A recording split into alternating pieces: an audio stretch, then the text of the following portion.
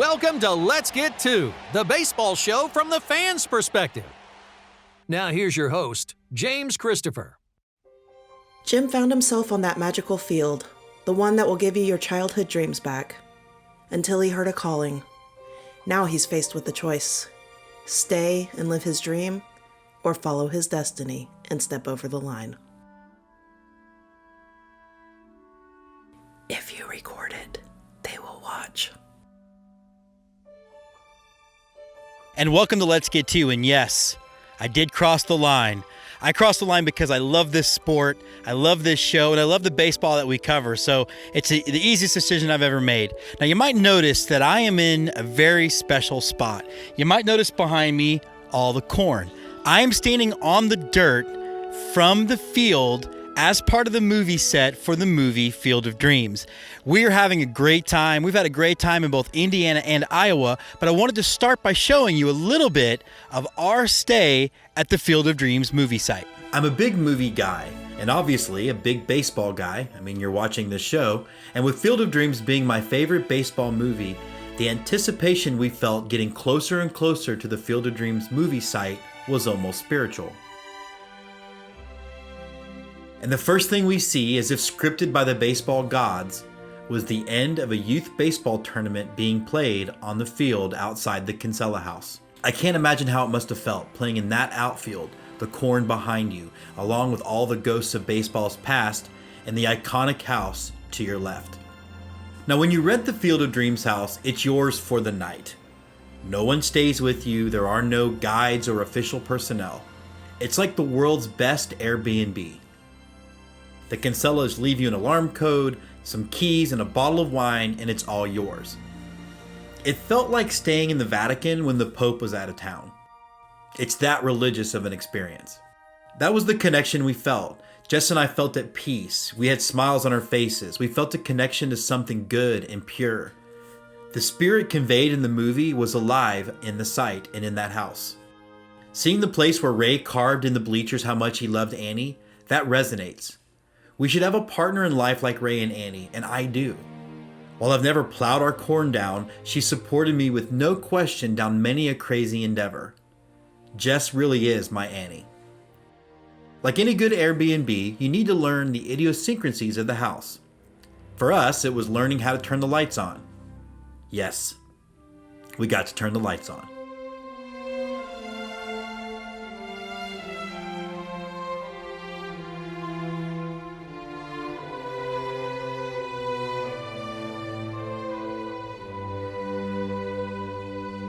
And boy, does that place pop at night. We had it all to ourselves. We drank wine, we held hands, we chatted, we caught up on things that we maybe missed during the daily routine of our life. And then I put on a hitting display.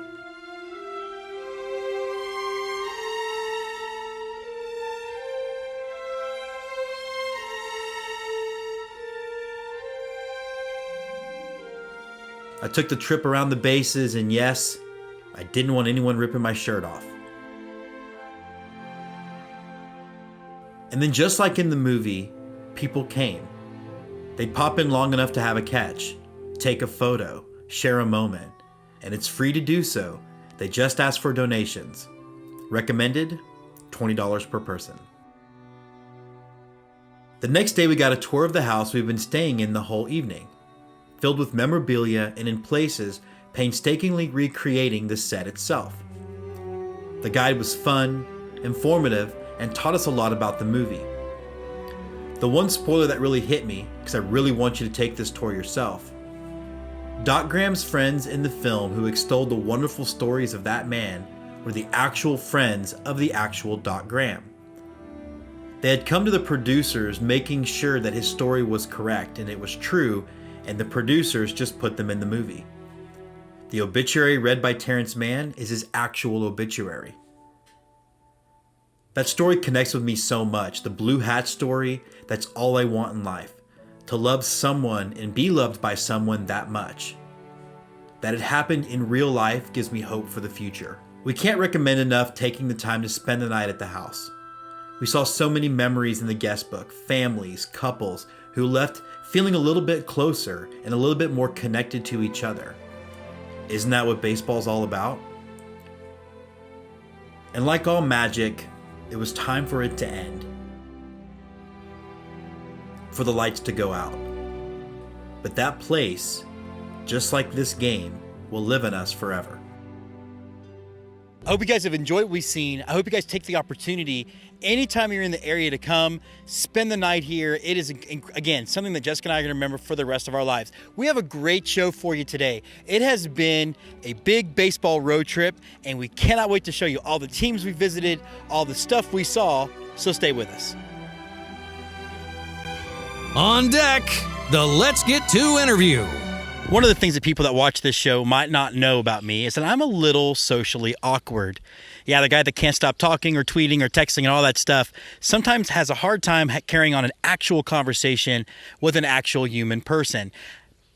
The exception for me is at a ballpark. I can pretty much talk to anybody about anything. And that also sort of extended to our visit out here in Iowa to the Field of Dreams movie site. It was awesome to get to meet Don Umland, who was out here after hours checking out the site. We struck up a conversation. I was out in the infield. We got to talking about the movie, his umpiring of baseball, and the movie Sugar. Take a listen to this interview. We're excited to welcome to the show Don Umland. Now, let me give you a little background how I met Don. Don is this guy hanging out on the baseball Field of Dreams. Let me start that all over.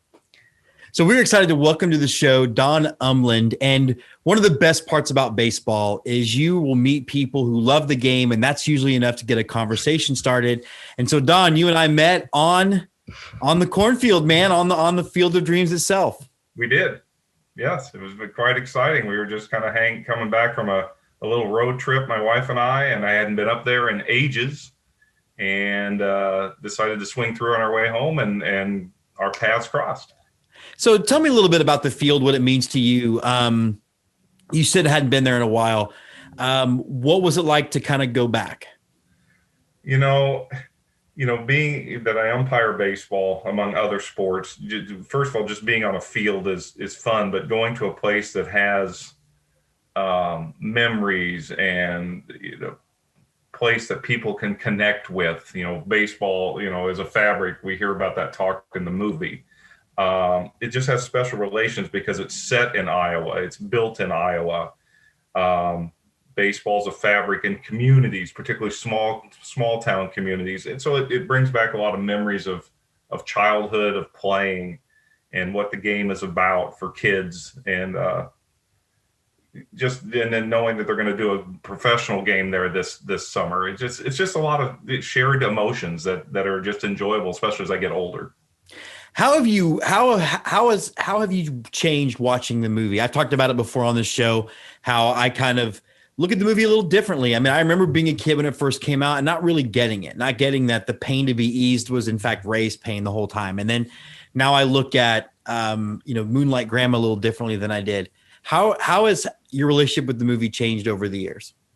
I think the biggest thing is growing as an adult and a father resonates even more now that my last son is leaving the house this fall for college. So you get the film as a baseball film, when we put it in a genre, but the film is much more about life and relationships. And everybody remembers the line, want to have a catch, Dad. It's a catchphrase. But there's a lot to it when you think about when my son finished up playing baseball this year, coaching all my kids, that having a catch with them floods memories for me as a dad and a coach.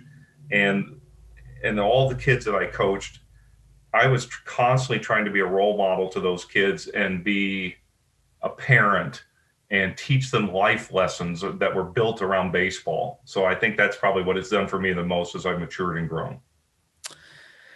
What a great answer. And I was really just thinking about just how much it is all of those things. And, when Jessica and I got there to the Field of Dreams, there was a youth game going on and, 12, 14-year-old kids.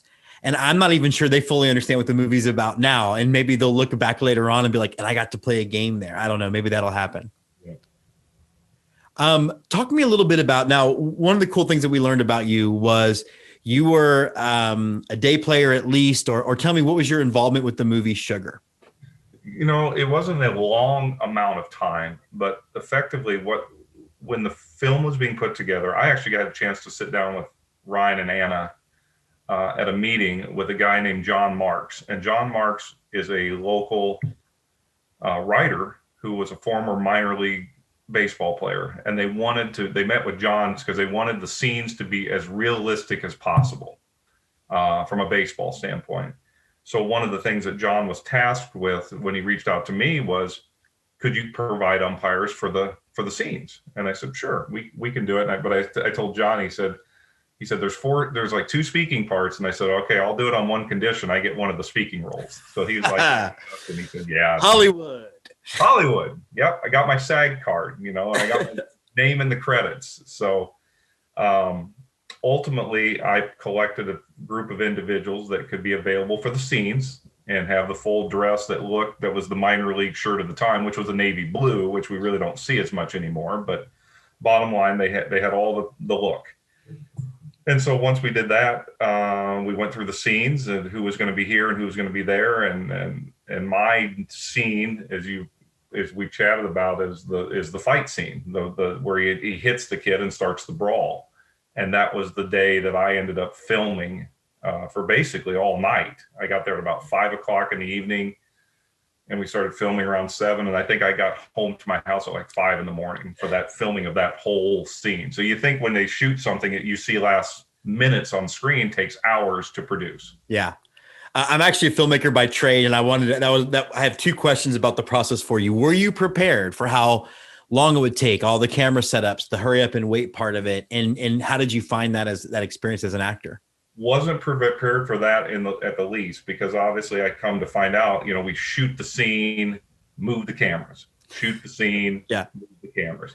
I'll tell you what, I did learn a couple things. One, when you're off camera and waiting where they're moving the cameras, they feed you really, really well. So I found that out real quick. Even on an indie shoot like that, because it's a very independent film. It's not a studio movie. That's awesome. Yeah, and that was cool. The other thing that was really cool was they wanted our input, and specifically, I got a chance to chat like, okay, what are you guys going to do? And the players too. He said, look, you guys need to play this like a normal scene. So a little background, as that's the scene where we have the sets up where he hits him and the brawl ensues. And the first time we shoot the brawl, action, boom, you're out of here, fight. The players were all former players, and they brawl, and all of a sudden you see them, they're going at it, and you're kind of watching, and all of a sudden it's like boom, boom, boom, tackle, and they get done and they cut. And I'll remember it succinctly. Ryan goes, "That was great, but we have to do it 4 more times. And if you guys kill each other like this, we're not going to have any actors at the end of the night or players." But he loved the reality of it. And so we took a break for an hour or whatever and did it again. And at the end of the night at about 4 in the morning, when they said, "Hey, we've got a wrap," I went home. But it was really great just being involved in doing it. One of the things I was curious about, this is me as a director asking, you're in the linchpin scene though. I mean, those of you who haven't seen Sugar, you need to. It tells a story that I cannot imagine being a Latin player, moving here, not knowing the language, not knowing anyone, and having to survive, particularly in some of these very small towns.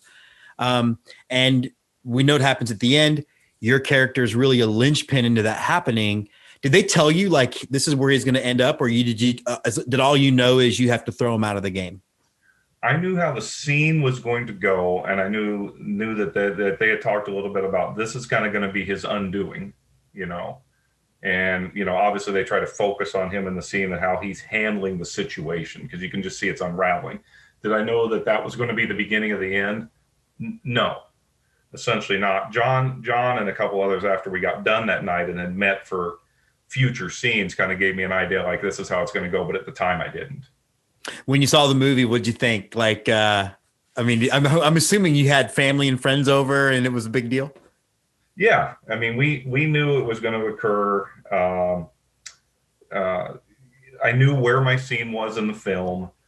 Still do. Hour 45 minutes in, if anybody asks me, they're like, "Yep, I'm in there." And so we laugh about that. And My wife will sometimes jokingly say, yeah, he's in a movie called Sugar. And everybody kind of looks at me like, what the heck's a movie named Sugar all about? And then I have to tell you, give the release about him being such a sweet with the ladies, and everybody has a laugh. But, Ryan and Anna had a vision with this film, which obviously they've as indie film producers have done extremely well for themselves in some other films that have had nominations for Academy and so forth.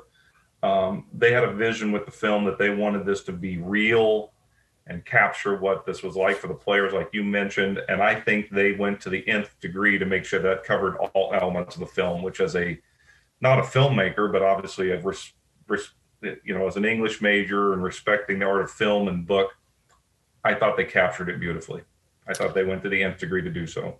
And I think interesting too, because we'll bring it back to Field of Dreams, obviously two very different movies with two very different ends. Although I do think you could look at Sugar and say that he at least found the love of the game again by playing independent ball for all the right reasons. Yes, I think he finds purpose in life, and the coming to America, feel good story just proves that if you're not equipped or don't have somebody to equip you, that you can really get lost. And I think in Field of Dreams, we find that Ray, although he has purpose with his farm and is very content, has greater meaning to his life or an unfulfilled portion of his life that the voice takes him towards, but he ultimately has to make that jump himself. The famed moment, sell the house, Ray, not, keep the field. I mean, he's at a crossroads in life essentially and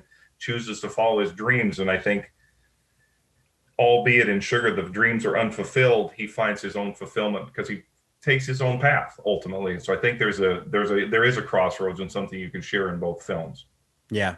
Well, one of the things I think is sort of underrated about Field of Dreams is the role of Annie. I have a wife like Annie who, when I tell her I think that I'm not just going to get a history degree, but I'm going to get a film degree too, and start my own independent film company, and then travel the world. And she's like, cool, let's do it. I think we need more Annies in our life.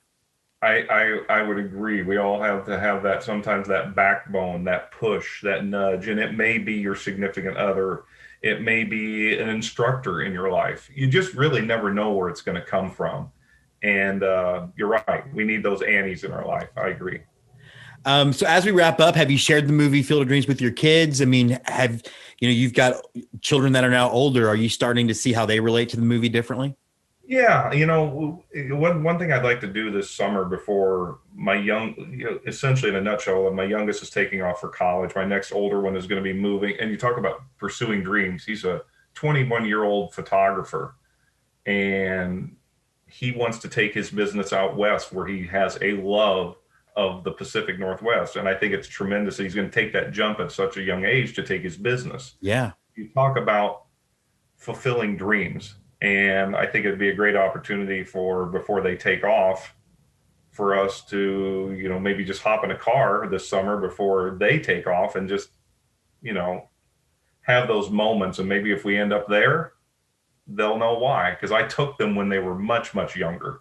So again, they don't understand the relevance, but I think they know when I start to get drippy and talk about things in life and movies, because I'm a weeper in films. They get why it's important to me. And I think, albeit they might laugh, they get the messages. And sometimes you have to just kind of step a little further and make it tangible. So yeah, we'll probably sneak up there. It's only an hour and 15 minutes away for me. And it was so ironic. The day after I saw you, I turned right back around in my car, and where was I? I was in Dyersville again because I was umpiring a high school baseball doubleheader. So it was just like how funny how it looped its way back around. It really did. Well, it was honestly my pleasure to meet you. It was one of the highlights of our trip. He's Don Umland, baseball umpire out of Iowa, English guy, huge Field of Dream fan. Thanks for jumping on. Let's get to. Right back at you. Have a great day. Holler and A Swaller, a chug of ballpark brew, presented by The Hitter Sports. So we're back here in Holler and A Swaller, and I know it looks like we're just taking advantage of what we in the film business called the magic hour, but we do have some magic to discuss liquid magic. We're about to open up our second bottle. This is Farm Girl down the road by the Good Winery LLC in Dyersville, Iowa, where the Field of Dreams movie site is in. They comped us a bottle. We got a hold of a second one, and just really, really delicious. And we love celebrating local beer, local wine, local spirits. Speaking of spirits, not just the spirits that live in the corn, but we also had a delicious rye whiskey from Tempelton Distillery here in Iowa. And again, being a Texan, I love when Texas celebrates things that are Texan. I love the fact that they're doing the same thing out here, that we're eating a local pizza place tonight. We're drinking local wine. We're drinking local whiskey. We're locally having a great time. So we want to thank again everybody at the Field of Dreams movie site for having us out. So we're going to go pop the cork on this bad boy. From the bleachers, the Let's Get To Game of the Week.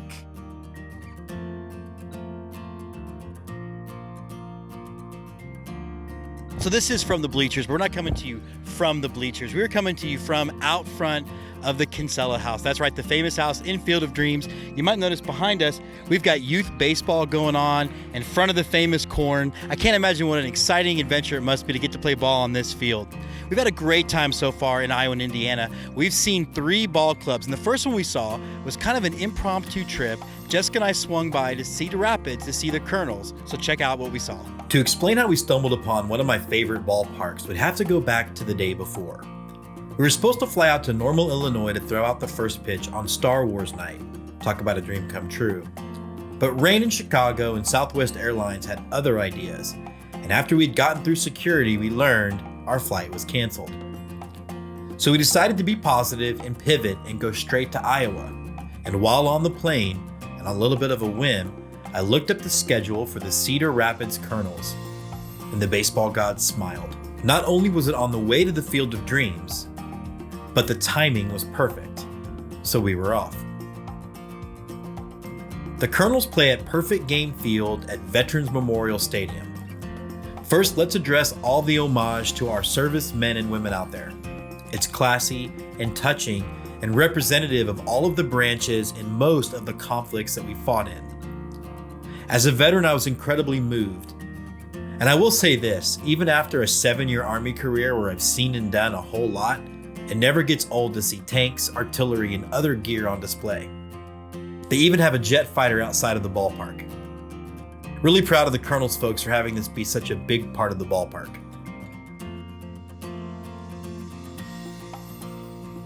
Now walking up, it was nice to see lines. For as open as the country has been, it still seems like a lot of people are hesitant about getting out to a ball game.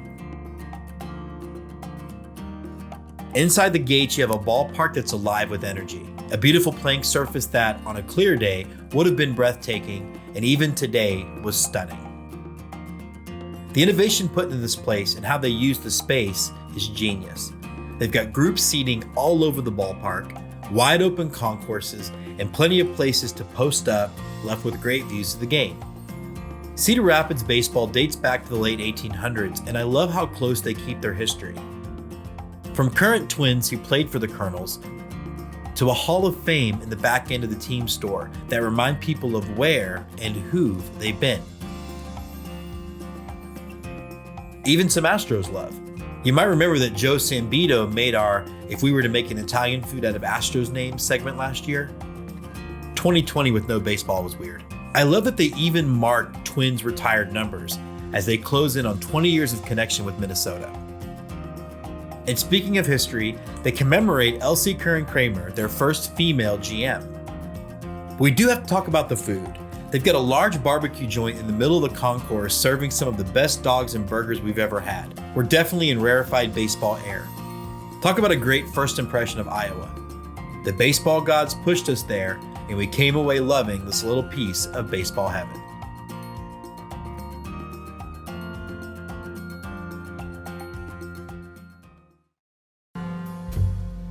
Who's on first? The Let's Get To Local 9, brought to you by Zoomer Sport. So we're excited to welcome to Let's Get To. He is the general manager of the Cedar Rapids Kernels. He is Scott Wilson. Scott, first of all, made it to the ballpark. By the time this comes out, almost a week ago. What a great place to get to go to work every day. Oh, I mean, I can't imagine going to a ballpark anywhere and having it being a bad situation. I certainly, I didn't think about that when I came on board, but everybody asks if your office faces the field. I'm like, why would it face the field? The parking lot's just as nice. When it's full, it makes me happy too. So there you go. That's a great way to look at it. Tell me a little bit about you before we jump in. How did you go from this kid that loved baseball, I'm assuming, to ended up being the GM of a Minnesota Twins affiliate? Well, actually, it's a second career. So wasn't smart enough to choose baseball as my first career. Wasn't good enough to play it for very long. But in high school, I'd ride my bike over to the old ballpark, Veterans Memorial Stadium here. That existed from 1949 to 2001. And I was somewhere in the middle there where I was riding my bike over and just coming to games all the time. And I absolutely loved it. And, went to college, got out, and retail was booming at my time, in my lifetime like that. I spent 16 years in the retail industry attending games all the time. Just absolutely loved it. I was in Kansas City, for the T-Bones and the inaugural season of some of the independent league teams down there. I mean, it's nice. Fantastic. I mean, it was, I loved all that stuff. And then in 2006, I had an opportunity. There was a director of operations position open here at the Kernels. And I went, I'm kind of tired of traveling 200 nights a year in retail and, not spending a lot of time at home with the kids when I am. We were trying to do the things that we wanted to do, but it's never enough time. So decided that maybe we'd make the jump to baseball. Fortunate enough to be offered that position in 2006. And then, I've been here 15 years now, eight of them as the general manager. I spent a couple as the assistant GM before that. So I just kind of worked my way up, the ladder doing that thing. Sports management degrees just weren't really a thing when I was in college. Now they are. It's a huge deal. And, it's great to have those kids like an intern of mine that is this year is doing it too. I mean, it's outstanding. They come in. I just wish we could teach kids to sell more. I mean, that's the biggest key about it. That's why I thought my 16-year career in retail, I was teaching people that all the time. I was a district manager for 10 years. And, so when I came on board here, it was just kind of, you pretend every profit center within the building is its own independent mall and you go from there. So all of a sudden has had this weird flashback or flash imagination of you as Alec Baldwin and Glengarry get Glenn Ross. Well, I would with the mascot, that's right? Not my character. Yeah. That's definitely not my character. I'm completely the opposite guy. Like I'm trying to motivate all the time. So yeah. Good. Well, you guys, I want to get to that because it was just an amazing experience. And the fact is that it wasn't originally on our schedule. I was supposed to throw out the first pitch at Star Wars Night in Normal, Illinois, and Southwest Airlines had other ideas. So I walk up to the ballpark. I'm a 7-year veteran, and to see what you guys have out front, again, 7 years, been around that stuff. It's still like a kid. How important is that connection to our military and our past that's sort of related to the ball club and the ballpark that you guys are at? Perfect. First of all, thanks for your service. I mean, that's I have an intern who's 5-year veteran who went back into baseball.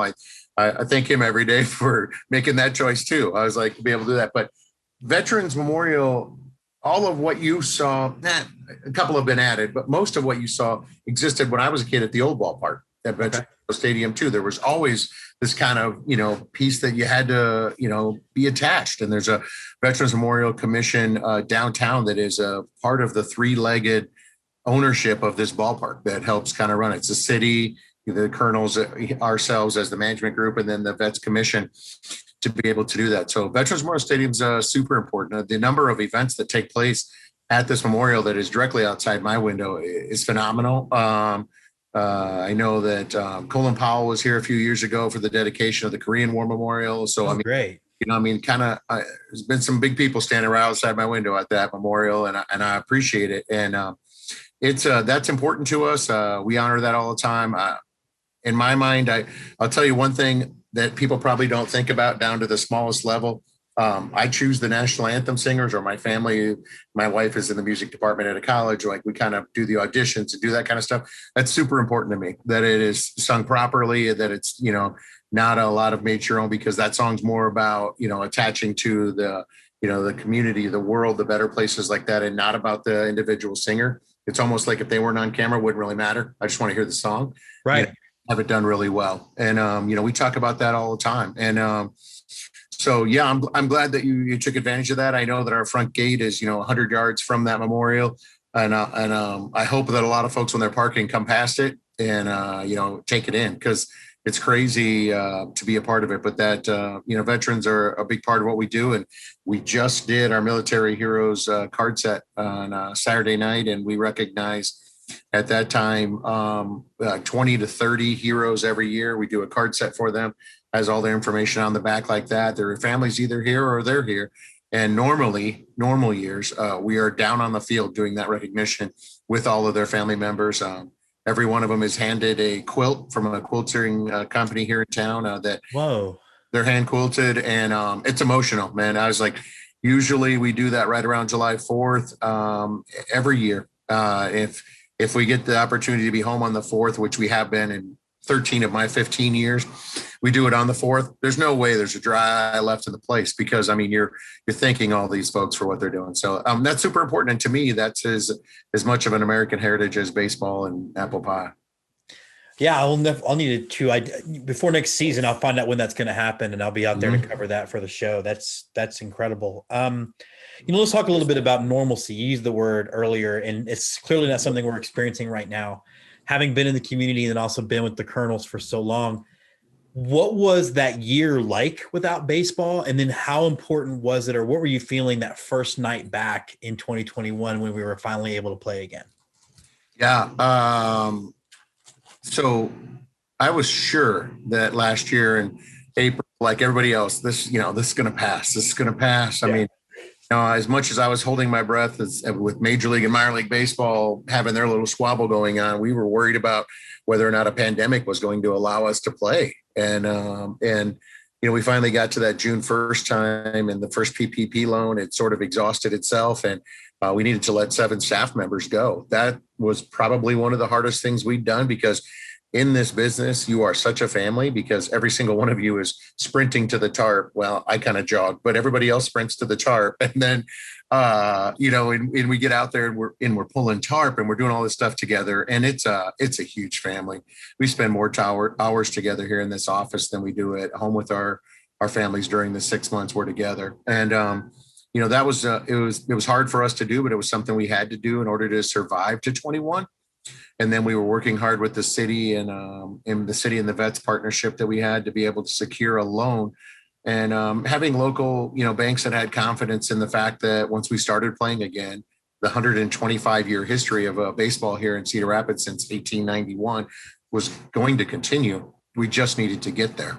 And the only time it hadn't was during the wars in the 1940s. Otherwise, we'd had that. So that year off, you started thinking about all that stuff. And I think the 7 of us who were left in the office, which included the seasonal full-time grounds guy, because if I had to mow that field, it would have taken us 2 years to get it back in shape. To be able to do that. So you got to keep that guy. Yeah. Important person in the building. And Jesse has built this stadium 20 years ago and, knows everything about that. And it's that. So the 7 of us sort of rallied together. We started doing a lot of special events. We started acting as a restaurant and having carry out. We started doing other things where we had picnic tables out front and folks could come and pretend they were at the ballpark and have a hot dog. And, we showed a couple of old games on the big screen, did that. It was called a non-game, it was a noon game, but was a non-game is the way we left it, and showed that, and folks came out for that. And, the community support was, it's pretty emotional to think about when you were doing that. And then, and then we made it to August 10th, and then we had a derecho show. And that was, having a land hurricane with 140 mile an hour winds come through our town. But never have to see that again, because, it took $1.5 million in damage to the ballpark. I was on site, as were a few of the others with us. We lost our entire right field wall, the whole right field ribbon board. We lost the right field light pole, which in the end allowed us to switch to LED lighting this year. Yeah. But when that happened in August, and you don't have a construction season that goes really starting in November all the way to about the beginning of the year, very nervous about whether or not we were going to be able to play 21 at that point. And then as well as all of the local community. And so we started that process and through insurance, and obviously being a community or city owned ballpark, it's a municipality. We had to get all of those things done, do the bid process. And those bids were issued out in January for the construction of the lights, and we made it. Luckily the season, because of COVID, was pushed back to a May 4th start. We were talking about opening night. I'll bet the 4 or 5 of the 7 of us were here probably the last 30 days every day. I mean, just trying to get things ready to open, to get all the signage up and do the things that we needed to do. And we talked about it in late April, and I was not going to be able to do the welcome on field. There was no way, because of the emotional appeal of it, that if we did opening night, I'm not going to be able to stand down there and, probably keep it together and thank everybody for coming back. Just too emotional. And so on May 4th, when they played the video, I actually went upstairs to the suites because I wanted to make sure I wasn't watching it as well, but it was cool. We were all there. We all had masks on, but we were back. And, you could tell people's eyes, the emotional appeal that baseball had, and the lighthouse and the beacon that sort of lit back up for the city. I mean, we were talking about, 18 months at that point in time since we'd had our last game. And the city rallies around this in the summertime. It's Iowa. It's what it is. I mean, we're an hour away from the Field of Dreams. I mean, this is what people come for. So, I mean, it's crazy to think about that. We had that again when we did our reopen and got to 100% and were able to take the masks off. I forgot what some of the season ticket holders look like. Most of us now have a beard, which we didn't. We just got lazy over the 18 months. So I got a gut, so I get you. I found out I enjoy brownies and cowering in a corner quite well too during that. Yeah, feeling sorry for not having I was like, I have a job, but I can't do it. I mean, that was the hardest thing. My job is to play baseball games, and we couldn't do that. But our sponsors were like, no big deal. We'll just take a year off. We'll wait this out. And, we were very fortunate to have many sponsors who, continued to pay on their sponsorship, which I just, we can never thank them enough. I mean, for being able to keep us afloat. As we wrap up, you really typify just in this conversation, the best of what this game's about. And I'll explain. I didn't grow up going to minor league baseball games. I grew up in Houston, Texas at the Astrodome. I didn't know what this was about until I married a woman from San Antonio, went to a Missions game. You really are putting your guts into keeping this game alive. And I think you should be complimented for all of that effort. And just like all the other GMs out there for minor league and independent league games, you really are keeping what's right about the game. While we're arguing about signs and spider tack, we joked about that before. What's pure about the game is being kept alive by you guys. So I want to thank you for that.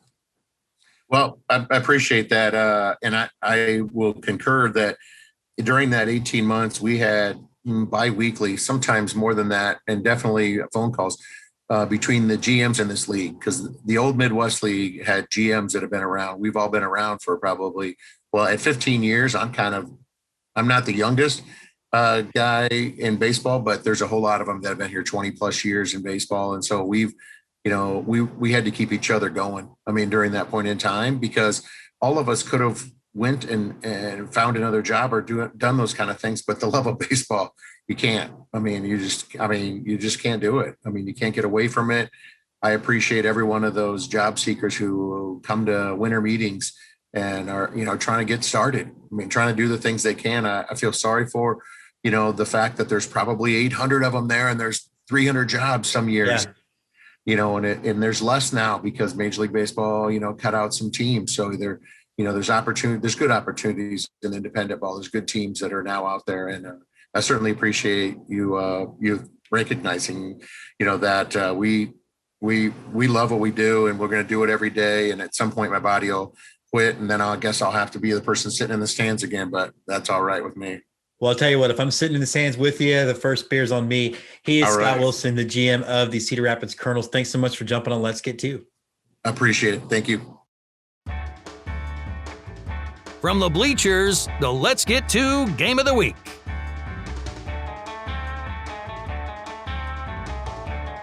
So we're coming to you on From the Bleachers, and I'm from the bleachers.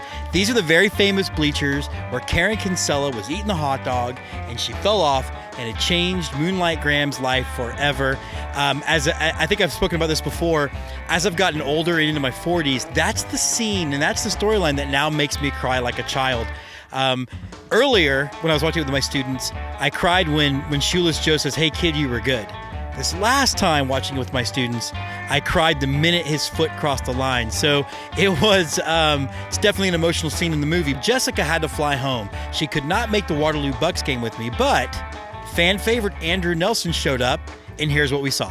70 miles from the Field of Dreams and through some of the prettiest farmland you've ever seen is a place where more baseball dreams come true.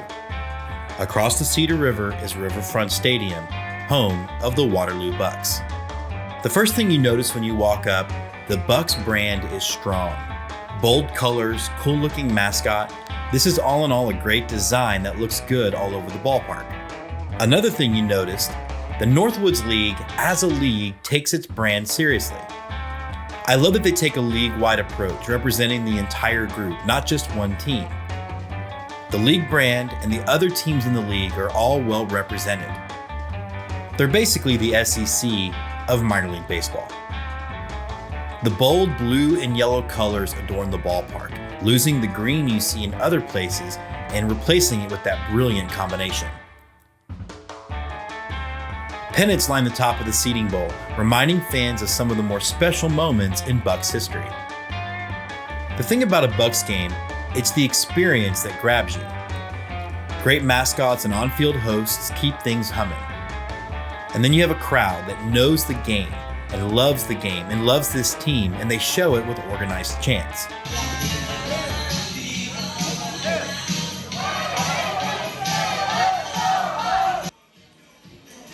And that is a heck of a YMCA fan. Go for it, here it goes, ready, 1, 2, 3.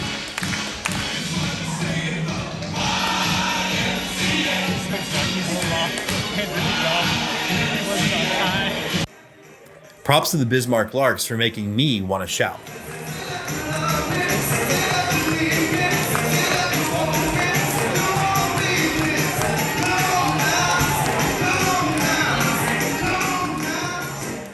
We've become big fans of the Bucks from afar, and it was awesome to be welcomed. And then to get to toss out a first pitch. I'm so glad I didn't spike this one. All right, Bucks fans, check it out right here at the pitcher's mound. First up, I have James Christopher. Now, he hosts the baseball show. You can Google it. It's called Let's Get To, as in TWO. And he's filming some stuff tonight, so we might end up on that podcast and video or all of the above. So he's also 7-yarder guy, so good things going on. So go ahead and throw the pitch when you're ready. All in all, what do you say about a Waterloo Bucks game? It's what baseball should be everywhere. A blast of a good time with fans who love the game, love their team, and aren't afraid to let you know what they want.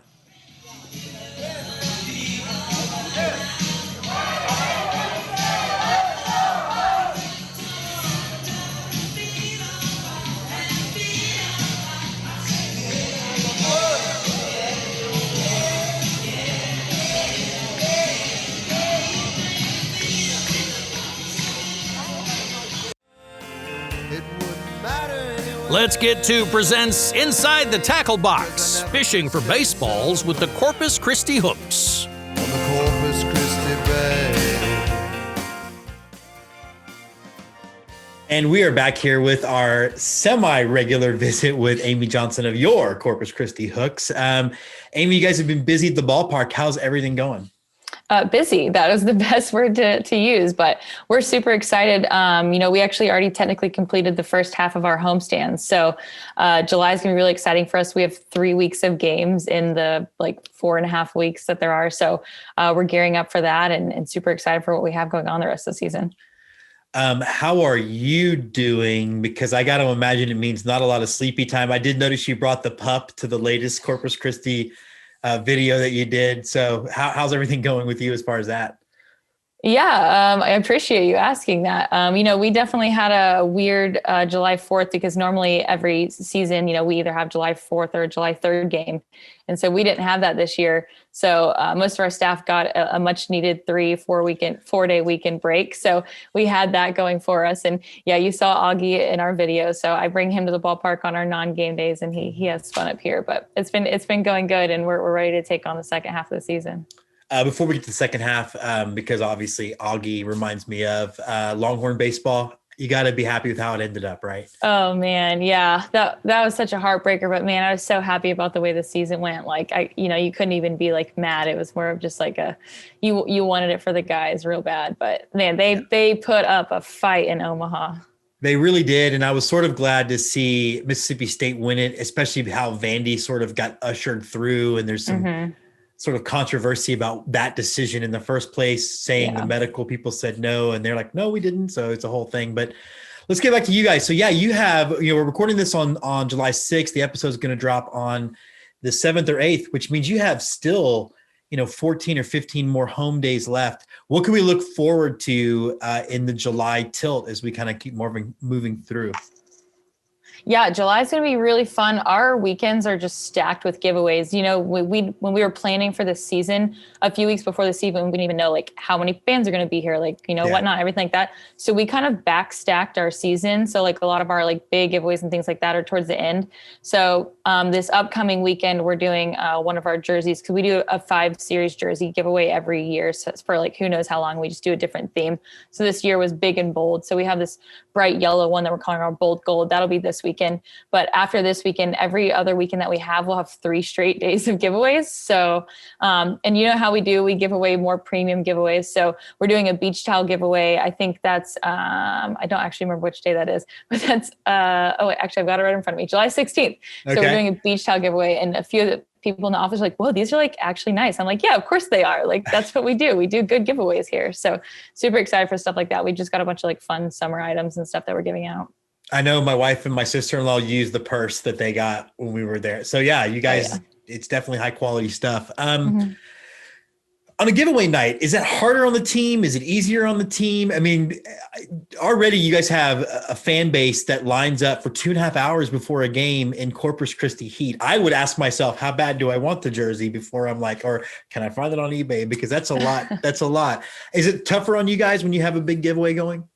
Yeah, we've got a pretty good plan in place. Like our ops department does a really good job of like getting the giveaways out to the gates. And then I've got my coastal crew that comes in and they help give out the giveaways. So like we really have like a pretty good plan in place, like we are stretched thin with our full-time staff this year. So, it's been, putting on a few more hats than we already do wear and whatnot. But no, I mean, it's great. It's kind of crazy on Saturdays though. Like some days we'll get in like later in the day and there's already fans here before we even get here to like start our day. Like that's kind of crazy. But no, we've got a pretty good system worked out. It's just, we just know like, hey, we've got to get here earlier on our giveaway days and organize that. But our fans are pretty good. It was a little hectic at the beginning of the year, just remembering like, wait, how do we do this again? But, and we're very strict on, like 1 per person per ticket and everything like that. So it's been pretty smooth since that first homestand.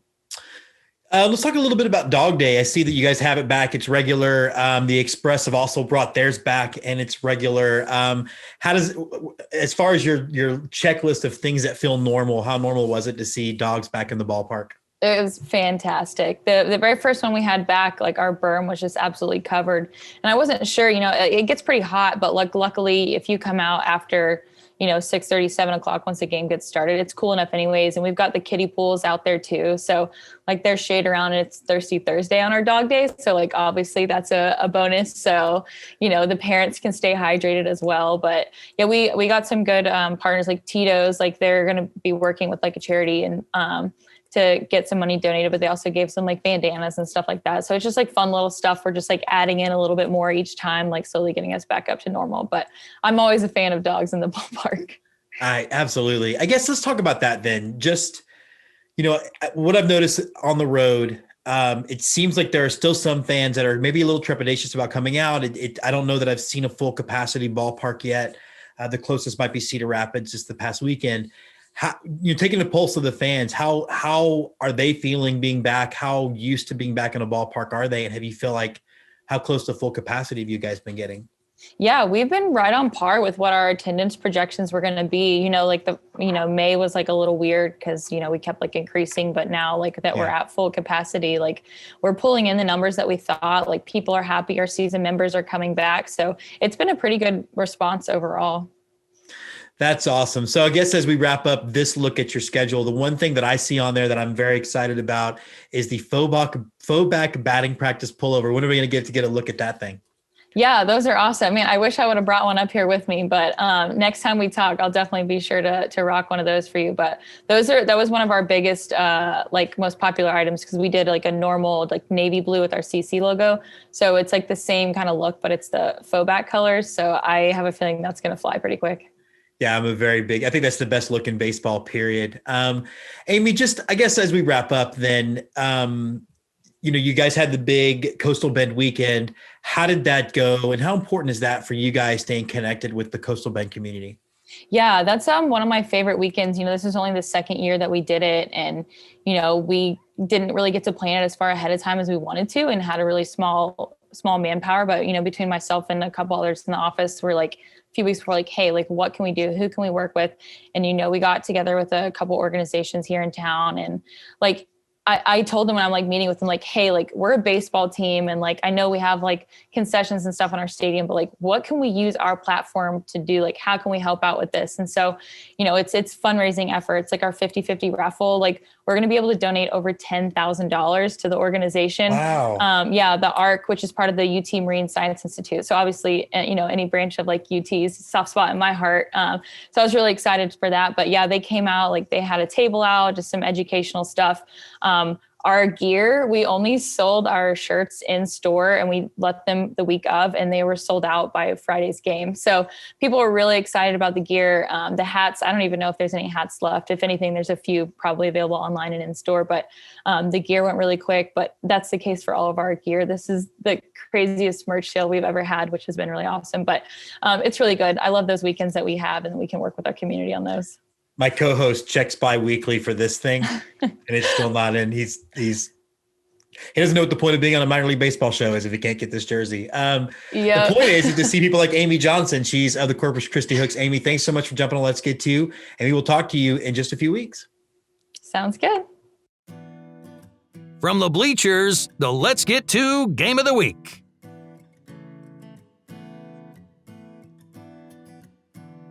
So our last stop on the Midwest tour took us to the Lafayette Aviators. We had a great time checking out some Prospect League baseball, and we got to meet Hardy the Hat Guy. Check it out.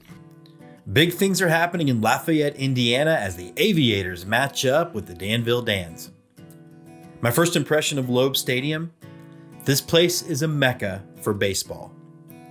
It has that new stadium smell and feel, and it is clear that they had baseball in mind when they built this place. The key to a successful baseball team in 2021? The branding, and the Aviators have one of the best out there with Ace the mascot taking center stage. He's pretty epic in real life too. The field itself is pristine.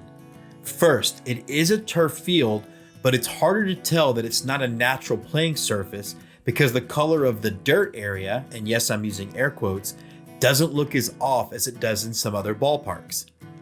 It replicates the color combination in such a way that makes everything look natural.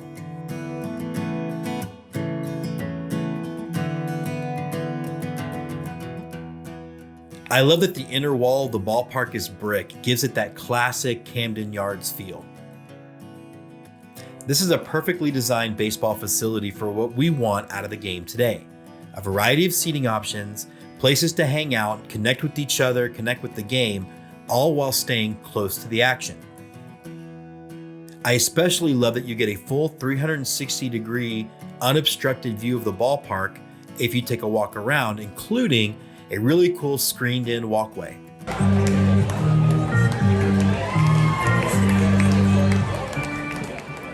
Imperial March when the opponents are batting, I'm here for it. But of course, it's minor league baseball. It's collegiate summer league baseball, so we better be having fun, right? The flight crew gets it done for us all game long. Take me out to the ball game? Check.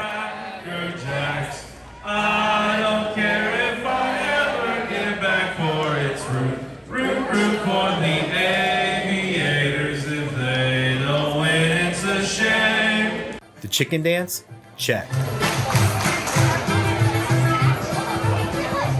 Twist and shout? Check.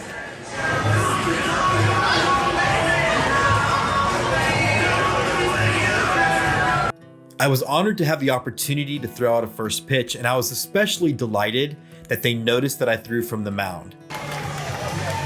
Next up from the Let's Get To podcast, please welcome James Christopher. Woo! Nail it. Throwing from the mound, that's how you like to see it, James Christopher. When I hear people say they don't like anything but Major League Baseball, I just think they're missing out. They're missing out on fun. They're missing out on connection both to each other and to the game they claim to love. So when you hear people say that, tell them to check out the Aviators at Loeb Stadium. It is a perfect baseball experience that will change how they feel about the game for the better.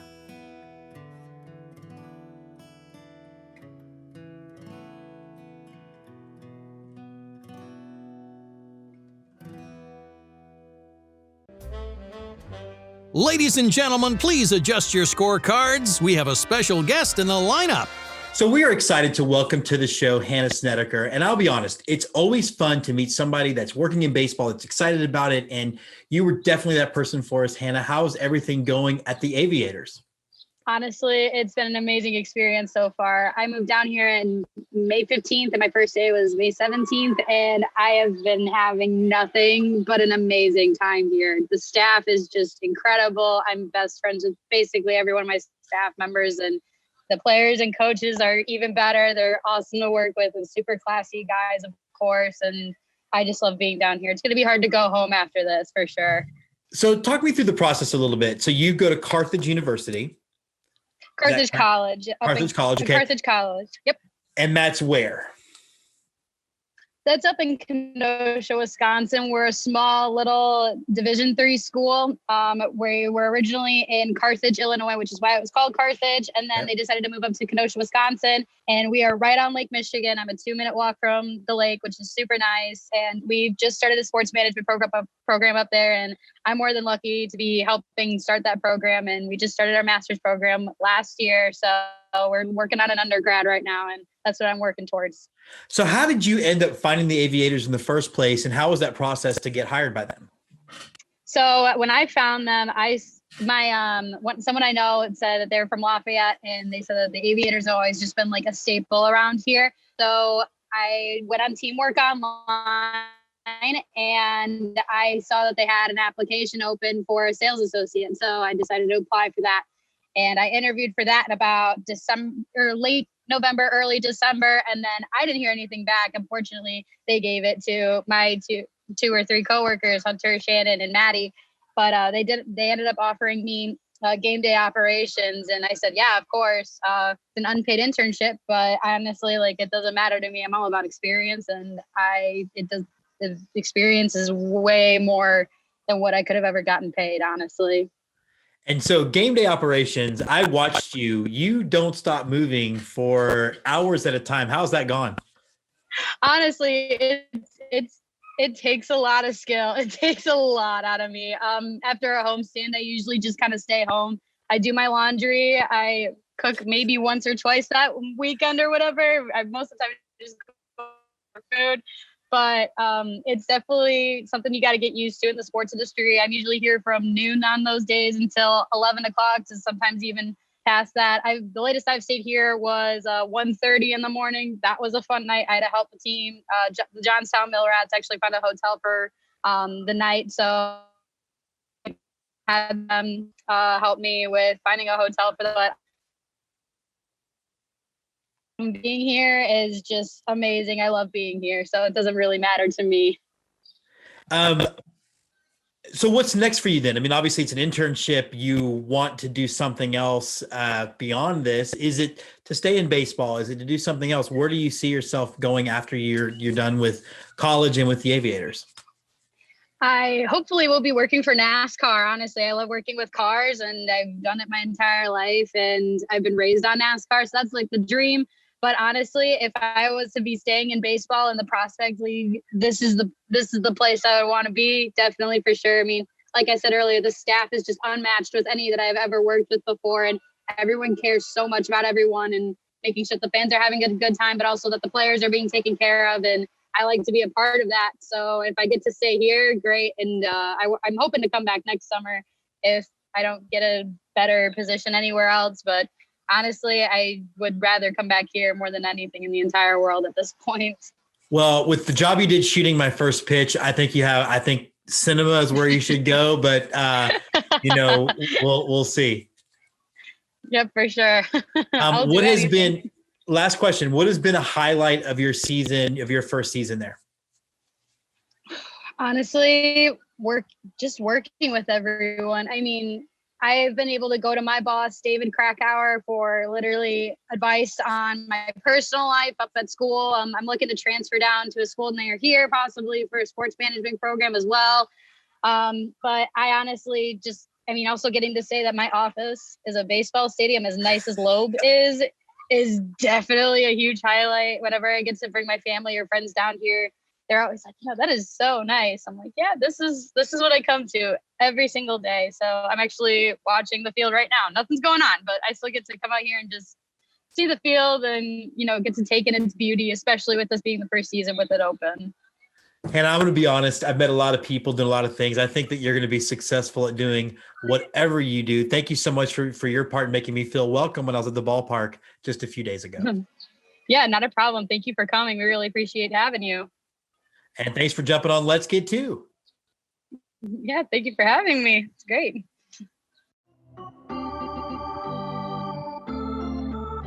Show me the merch. The best from the pro shop. So we're out here live-ish from Loeb Stadium. You can hear the crowd. They are rocking and rolling. The Aviators are up 2-0.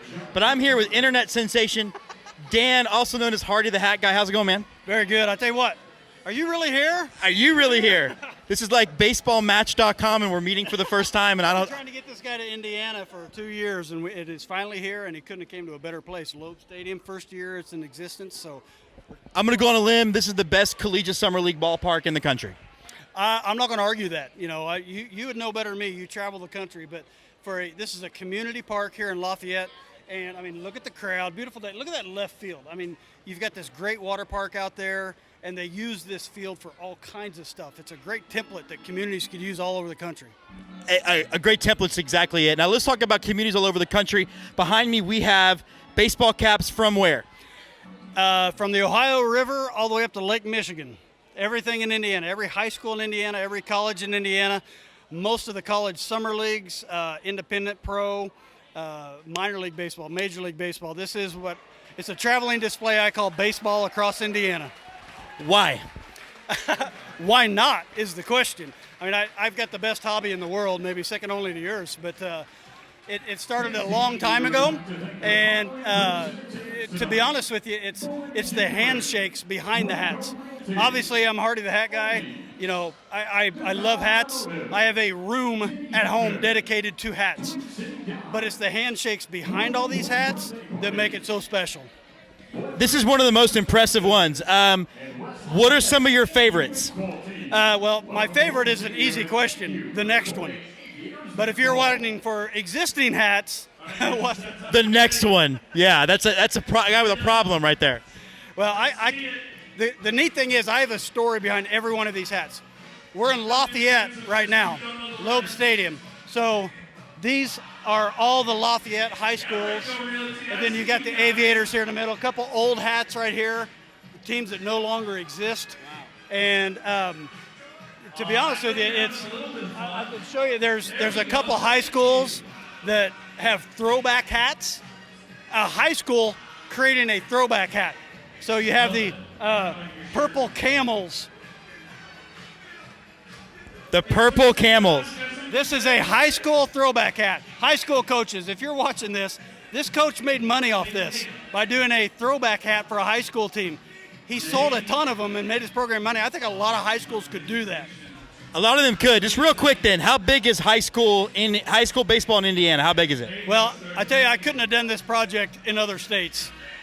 It's taken me 3 years. There's over 420 high schools represented on this collection, but a lot of the schools no longer exist. There's about 10 hats on here that the schools no longer exist. After I finished it, I got contacted by 5 fellow hat collectors that wanted to do the same thing in their state. One of them was your home state of Texas. I just said good luck, because you've got probably 2,000 schools in that state at least. So I'm in that state that is a perfect match. 400, that's doable. A guy from Connecticut called me. I want to do it. I've got 40 schools in my state. Like 40 schools. I did that 3 times in 1 weekend. So, the other part of this, the reason it was difficult and took so long is because there's a handshake behind every hat, like I said. So it's a lot of traveling, even within our little state of Indiana. But that's a lot of, my last 3 trips were over 8,000 miles in 3 trips, just in Indiana. That was my last 3 trips to finish it up this year. So that is nuts. He is Hardy the Hat Guy. He's not nuts. He's one of the best followers on Twitter. Follow him. We'll put his link down there. Thanks for jumping on, Dan. Hey, I still can't believe you're here. This guy travels the country, and this guy is an ambassador to college summer league baseball. You really are. Minor league baseball, independent pro. I love what you're doing, so having him here in Indiana is a big deal. Well, I'll tell you what, guys like the Aviators, guys and gals like the Aviators, easy to root for.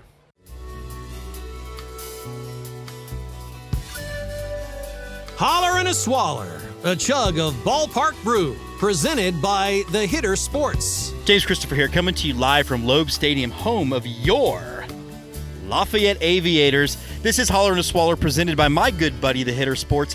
Make sure you follow The Hitter Sports on Twitter. You can see his information down here. He is a great guy to follow if you want to talk Yankees, talk baseball, or talk movies, particularly, of course, Blade Runner. The good modern ballpark has to have a good selection of local beer. Just like a small-town baseball team is a reflection of that community, so is a good microbrew, or in the case of the Madison Mallards, micro wine. And the Lafayette Aviators have Old Tavern, the Beer Deluxe, branded for the ball club. It's a really good, light, easy-drinking beer, which works perfectly with how hot and humid it's been. So this has been Holler and a Swaller. Get out to see the Lafayette Aviators. This has been one of the best experiences we've had and one of the best ballparks that we've ever seen. Let's Get To presents Good Wood, knocking around the majors with Andy Tomchessen.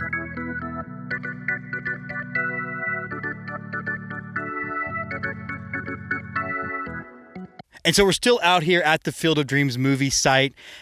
The dark has fallen. Look at how just beautiful it is out here in the night sky with the corn. We do want to jump into some Major League Baseball coverage. So first, we're going to be joined by Andy Tomchessen and Good Wood. We are back here finally with Andy Tomchessen. Andy, it's good to see you. It is, in fact, a small world out after all. Well, I appreciate you letting me serve my suspension out with a lot of fanfare and press. I'm humbled and honored and deeply sorry for whatever it is I've done.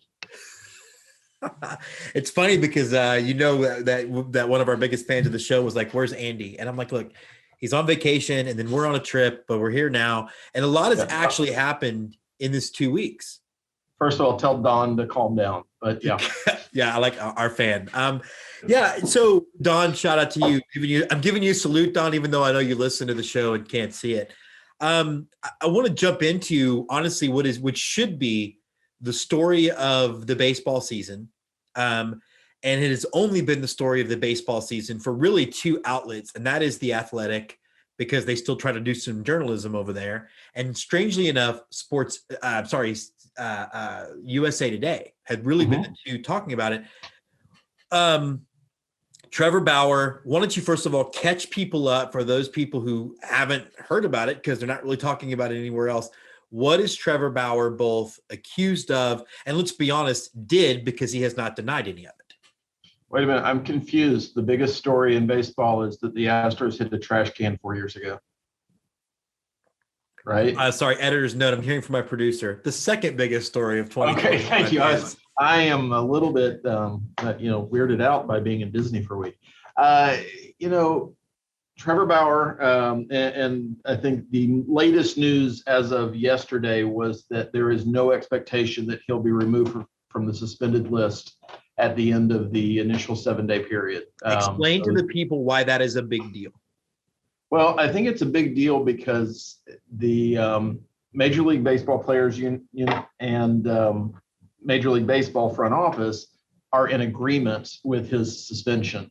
And to, not to put too much of a shine on it, they evidently have enough evidence to make them think that this is warranted, because the Players Union is notorious for fighting, against the dying of the raging against the dying light, no matter what the situation is. And they have been very, very quiet about this issue. And quiet's really the kind of the key word for this, because to your point, other than The Athletic and USA Today, which you only get if you stay in a Holiday Inn Express because nobody else reads USA Today, Bob Nightingale, sorry, that tends to be, there's no discussion on ESPN. There's no discussion on CBS Sports. There's no discussion on a lot of the media outlets outside of really The Athletic and USA Today.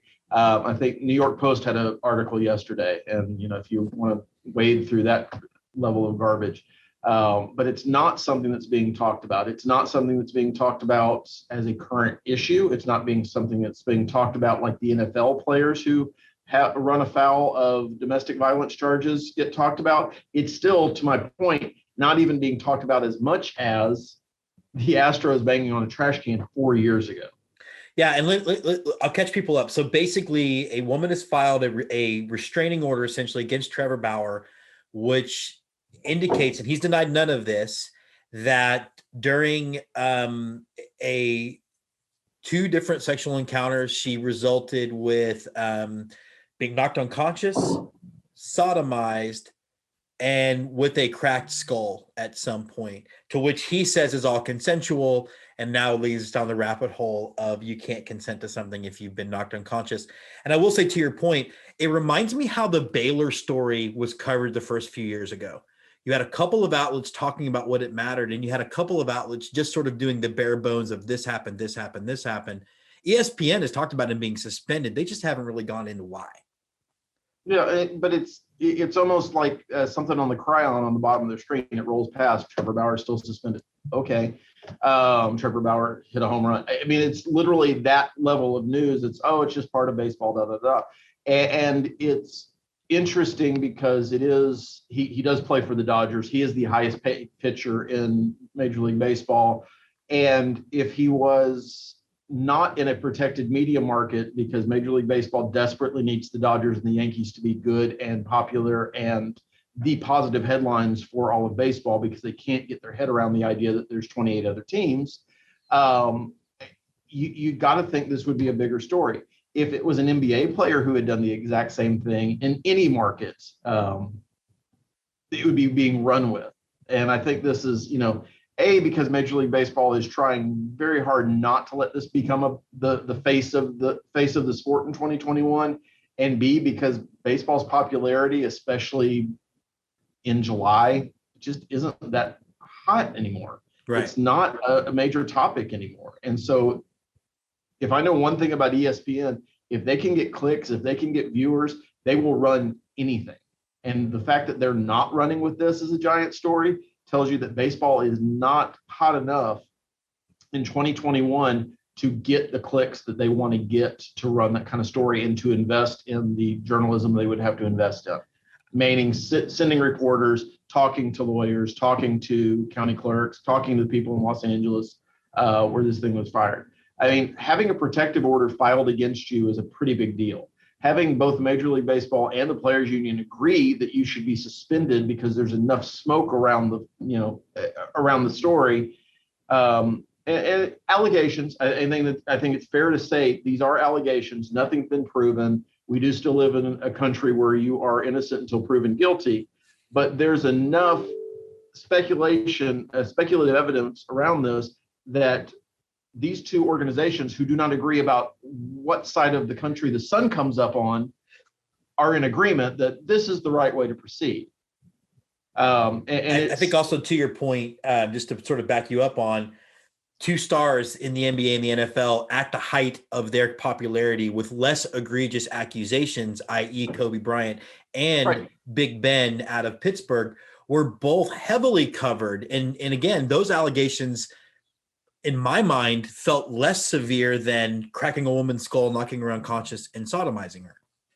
Yeah, and it's if you can actually sit and read through, and I think I have a pretty strong stomach, but if you can read through the complaints and read through the actual allegations that are being made, it's not a date that got out of hand. It's not what was being termed as rough sex by the media in Los Angeles for minutes before they got blasted for doing so. This is literally cracking someone's skull, knocking them unconscious, and claiming that they gave consent after the fact. That's physically impossible, A, and B, Bauer hasn't denied any of this. Yeah, he's saying it's consensual. He's saying all the things happened, but that it was a consensual act. Yeah, and his horrible little agent, who was very popular in the spring, is remarkably quiet about this entire thing as well. She, who is all about women's rights and empowerment and all this kind of fun stuff, now that she's having to basically represent somebody who is accused of pretty heinous stuff, has disappeared off the face of the map, which is really interesting considering how much she loves microphones. To give you a Texas slant, she's the Sheila Jackson Lee of the agent set right now. Yeah. I guess as we wrap up the talk about Bauer, then, I think, well, one, I will say a little aside commentary outside of people that have rushed to his defense by saying, well, she didn't give consent when she was unconscious, but she didn't withdraw it either, as if that made it okay. You're commissioner for a day. When do you let him play again? Do you now let it run its full legal course? Like, do you, I think an indictment is probably coming. I mean, does he not pitch until he's exonerated? That would be how I would handle it. And I would use the precedent of what both the NBA and the NFL have set with players. You're under indictment. And I think everybody assumes it's going to get to that point. You don't play till it's cleared up, and we can't afford to let you play until it's cleared up. And honestly, if you are that repugnant a human being, you probably shouldn't be associated with our sport. Now, having said that, if he is proven innocent of the charges or found not guilty of the charges when it gets to that point, absolutely, he's welcome back. But at this point, I don't think if you are the organization you claim to be, you have any choice but to continue his suspension until there is some legal reason not to. One of the things that we've talked about a bunch on this show is how out of proportionality, how much stronger the baseball players union is compared to the NBA union and the NFL. Mm-hmm. Is this one area where its strength is problematic, that it really can, if it decides Bauer gets to play, and the commissioner can't do anything about it? I think so, but I think their power is really in trying to avoid a precedent. And so Major League Baseball can absolutely unilaterally say player X is not playing for whatever reason. They've done it before, and they will fight the legal fight. But I think this is one more piece. The timing is, and I don't think this happened on purpose, so I'm not going to. Unlike the sticky stuff, we don't think this happened on purpose. No, the sticky stuff absolutely happened on purpose. But this is, the timing's horrible, but I think it is another piece of weaponry for Major League Baseball to battle the players union with when you get to the CBA negotiation, because they were absolutely, and rightfully should, if the players union forces the point and Bauer gets to play, even under indictments, then you are looking at something where you go to the court of public approval and say, look, the players union's out of control. We have to renegotiate the CBA. And knowing that these people are immoral and are willing to harbor domestic abusers to prove a point means that we can't negotiate in good faith. And if you think the owners are above using that as a negotiation tactic, you haven't met any of the owners. Okay, let's change topics real quick. We'll have a few minutes left. 4-1 record, 3.49 ERA, 13 games started, WHIP over 1.2 basically, 87 strikeouts and 67 innings pitched. Is that an all-star pitcher?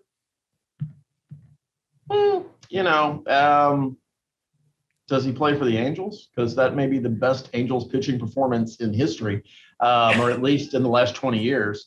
True. Since 34 pitched for him, yeah, it might be the best. Right.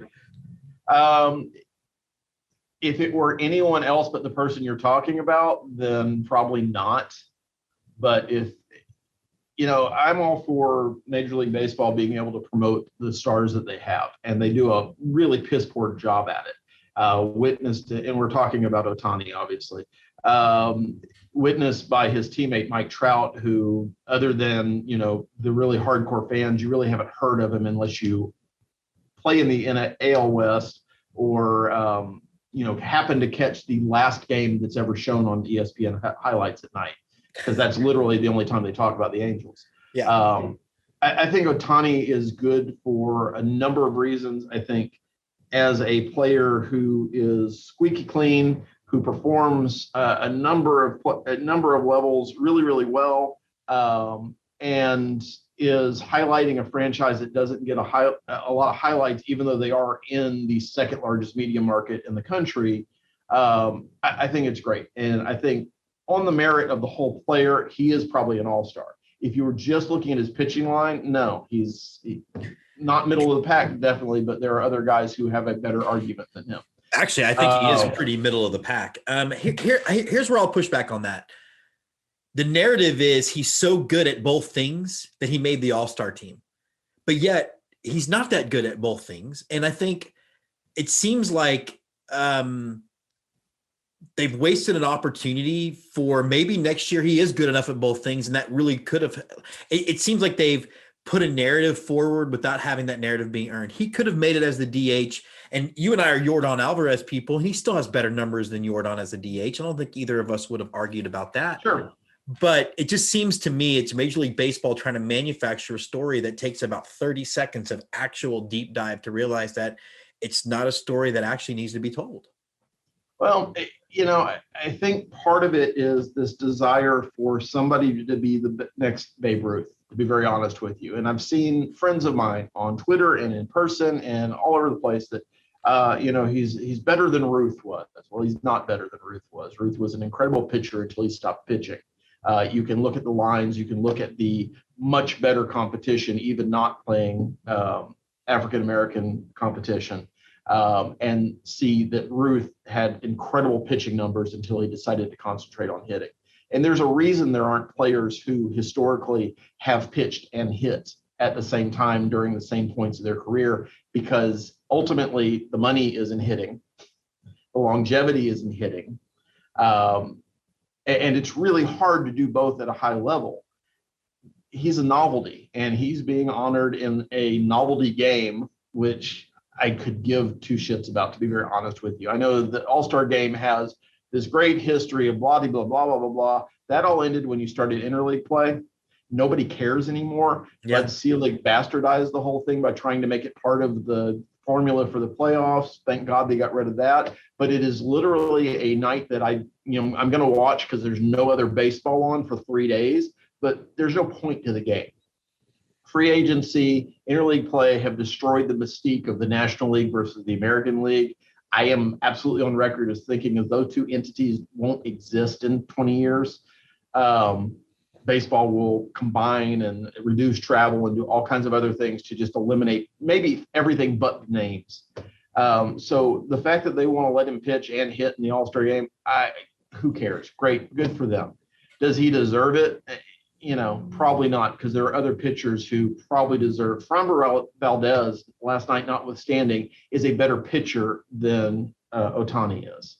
And, speaking as an Astro, I bet you could go through every major league roster and find a pitcher who's better than Ohtani, a few of which got snubbed for the All-Star game, so he could have a pitching spot. I mean, I think you could make the argument Luis Garcia has better numbers than Ohtani does pitching. Well, you know who has great numbers? You have great numbers. He is Andy Tom Chesson. This has been Goodwood. We will be back next week. Sounds good. Good to see you. And again, thank you for letting me serve my suspension under the radar. I don't even play for the Dodgers. So it was the union, man. They made us lift the suspension. What are you going to do? Go Astros, a focus on H-Town hardball. And so here we are in the actual Ray Kinsella and Annie Kinsella home. You can see the kitchen behind me where Annie told them they were out of money. They were almost going to break even. They've actually got, if we could pan over here, a cool, my buddy Mike Donis will appreciate the 4:3 console TV with Field of Dreams playing on loop. It's been an incredible experience. Now, speaking of incredible experiences, we're going to talk to Brian Arbor about the Astros' latest run on Go Astros. So we are back here on Go Astros. Now, Brian, you haven't seen it yet, but when you watch the episode, I introduced you from inside the Kinsella house. How about that? That is pretty awesome. I appreciate that very much. And, if you build it, they will come to your podcast. So they will. Here's hoping. So, we're sitting here talking to Astros, and we're recording this the day the Oakland series starts. Last time we did that, where we sort of talked about the beginning of a series starting, we talked about the easy time the Astros would have against the Baltimore Orioles and the Detroit Tigers. That didn't happen. So we will make no such assumptions about Oakland. But let's talk about the Astros 80-something games in, 82, I think. Overall, what kind of a baseball team are we looking at? This is one of the best teams in the American League. And they are outperforming.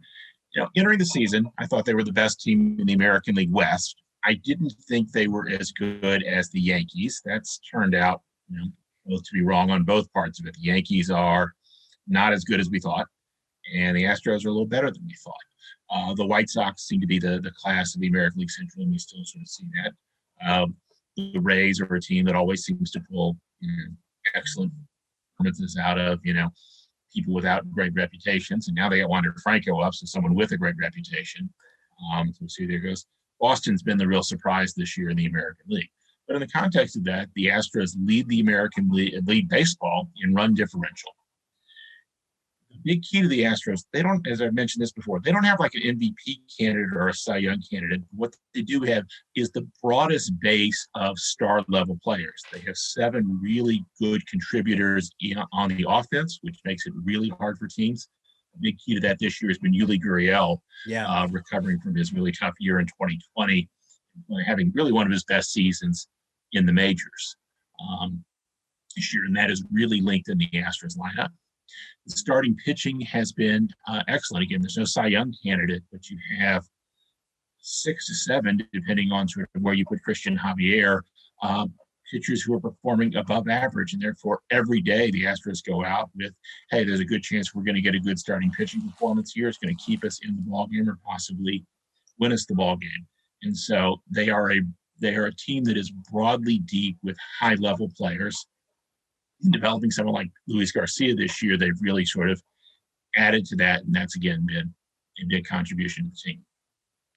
One of the things I want to talk about the lineup, how much of the fact that the Astros have been winning games with arguably the Sugarland Skeeters up, right? And Miles Straw, for as much as there is like a section of Twitter that wants him to suck, just doesn't. And Chas McCormick seems to play well every time he's up there. How much of that, though, is so much protection in the lineup from the other spots? I mean, protection is something, right? But, remember, Miles Straw is being protected by Martin Maldonado behind him. So that's not, true.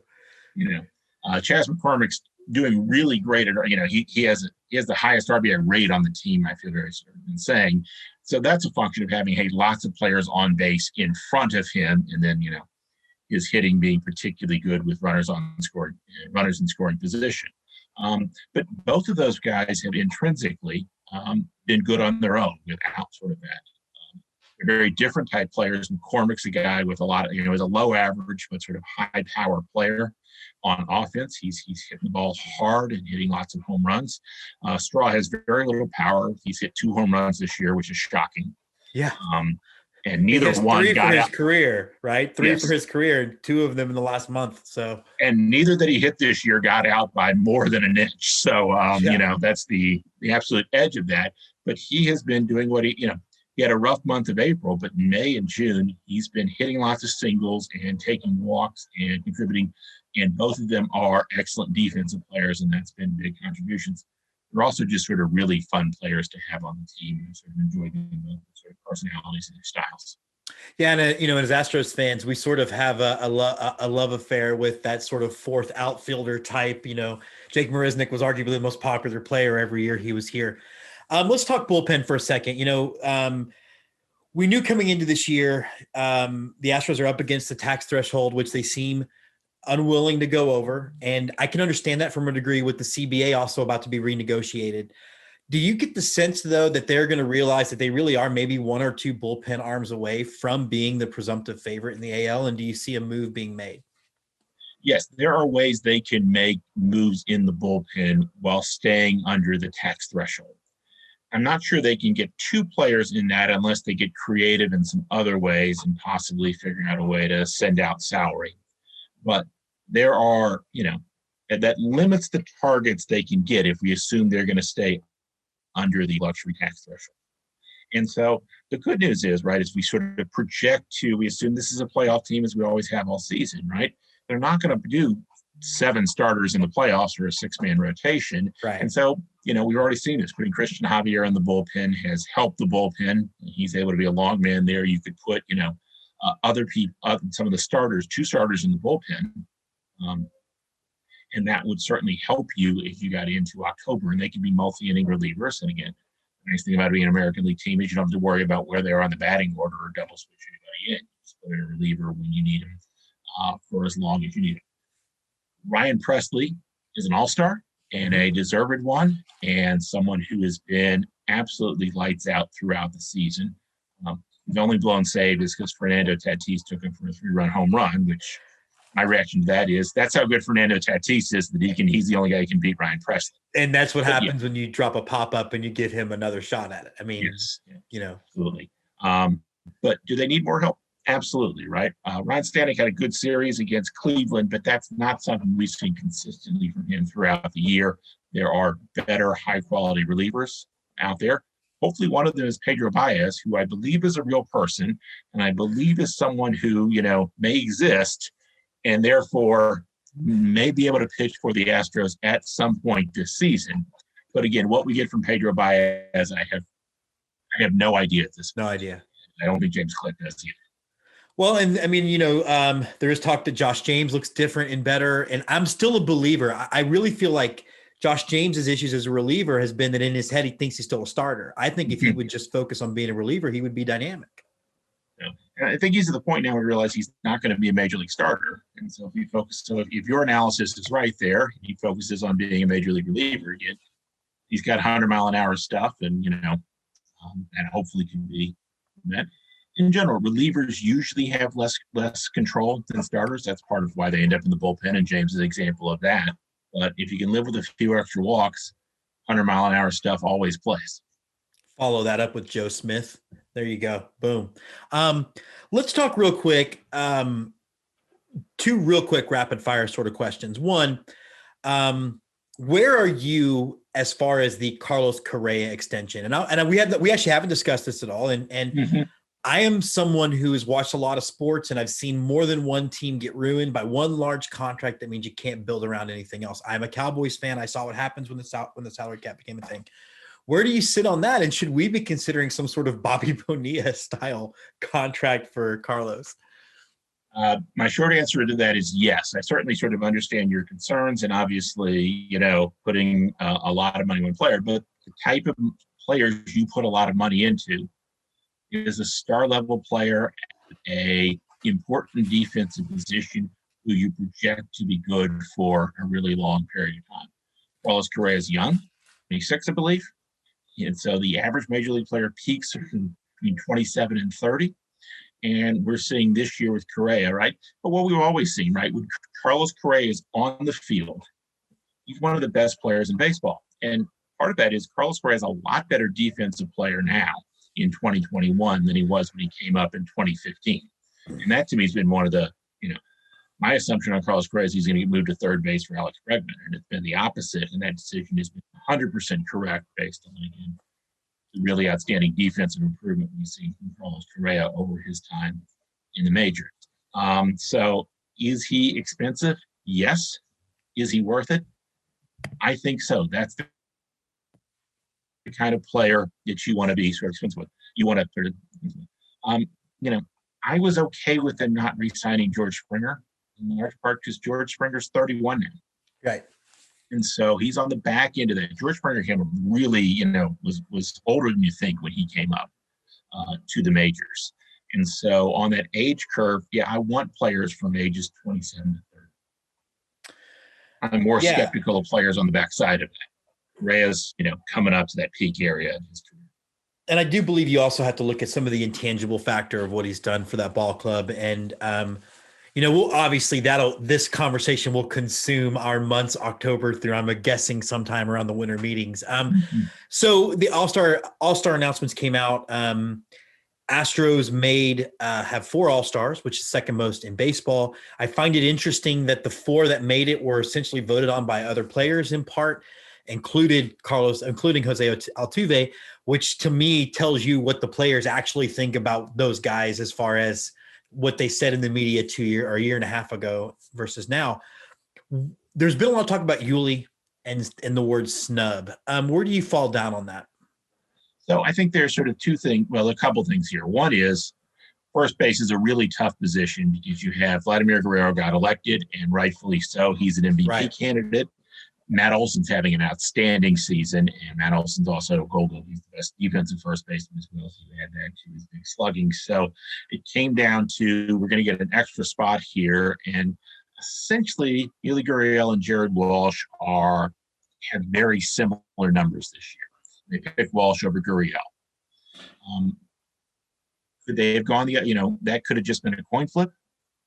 That could have been, we got 4 Astros already. We're not exactly worried about having them represented on this. That's a pick, by the way, by Major League Baseball. And I'm always fuzzy on who exactly Major League Baseball is doing it. Or is it, we just don't, when they have the Astros up, they either got to talk about the sign stealing scandal and we just want to kind of limit that as much as possible, which could be fair enough, or we don't like it because of the sign stealing scandal. I don't know which combination of that is the case. What I do know is, many All-Stars will either get injured between now and the All-Star game or say they are injured between now and the All-Star game. And so a number of these snubs, right? And I read a couple of all snub articles, or at least sort of seen them. Many people on that list will make the All-Star team, and obviously Yuli's a big candidate to that. He is not just in Houston, but considered nationally one of the people who was snubbed from the All-Star game, and so he will still make it based on that.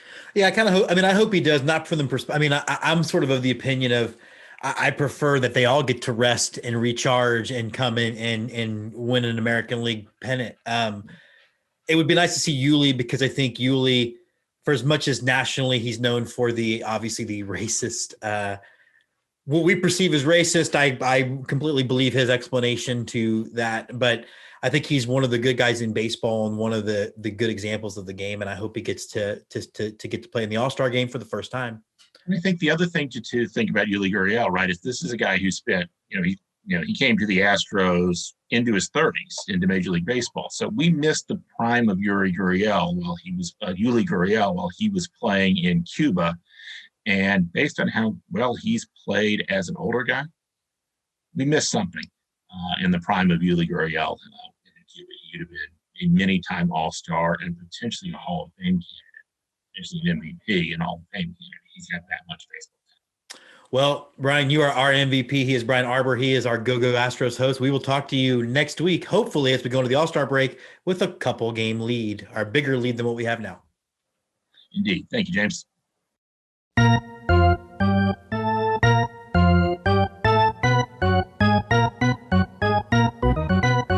And now, on to close it out, the right-hander from Houston, Texas, James Christopher.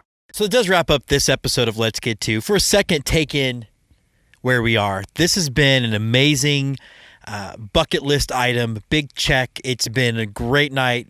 Jessica and I had a blast. And we want to thank Morgan. We want to thank Roman for everything they did to make us feel welcome. And we highly recommend, if you're someone who loves this game or loves this movie, take the opportunity to stay the night in the house. It is amazing.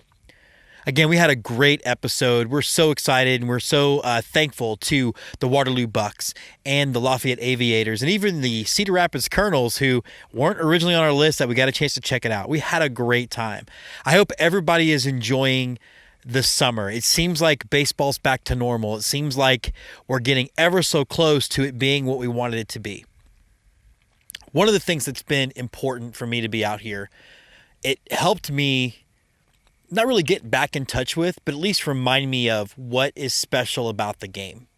And I think it's very important to remind ourselves of what we love about this game as we deal with the sticky stuff scandal, which we know is all about manipulating the CBA with the union. It's funny because Field of Dreams is also in the backdrop of a cheating scandal, much like what we've been dealing with baseball, with both the 17 Astros and with, of course, what we're going to be dealing with later with the CBA and the sticky stuff.